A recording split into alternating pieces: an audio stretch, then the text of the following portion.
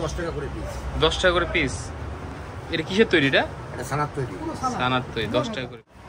দাদা একটু বলেন এটা জিআই পেলো কিভাবে? এটা হচ্ছে যে আমাদের গোপালগঞ্জের দত্তের মিষ্টি যেটা, এটা হচ্ছে আপনার প্রায় 100 বছর আগে থেকে এই বিশেষ করে এই কোর্ট মসজিদ এইখানে কোর্ট এলাকা, এইখানে আগে দোকান ছিল একটা টিনের ঘরের, সেখান থেকে পরে এই এলাকা এইখানে দোকানটি করা হয় এবং সুধীর দত্ত উনার হাত ধরেই মূলত এই মিষ্টির যে ব্যাপক প্রচলন গোপালগঞ্জে, এবং সেই থেকেই এটি শুধু গোপালগঞ্জ নয়, এই মিষ্টিটা সারা বাংলাদেশ সহ বিশেষ করে ভারত সহ আমেরিকা সহ অন্যান্য দেশে এই মিষ্টিটা যায়। এবং ভারতের যে সাবেক যে ভারতের যে বর্তমান যে মুখ্যমন্ত্রী তার ওইখানে এই মিষ্টিটা ওইখানে গিয়েছে, এবং আমেরিকার যে সাবেক যে রাষ্ট্রদূত ছিলেন তিনি নিজে এখানে এসে দোকানে বসে এই মিষ্টি খেয়েছেন এবং তিনি সাথে করে এই মিষ্টি নিয়ে গেছেন তার বাসায় আমেরিকায়।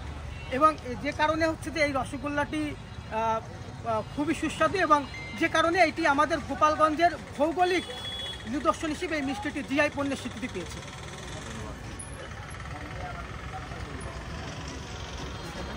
ধরেন এটা ধরেন, রোলটা কাটবো।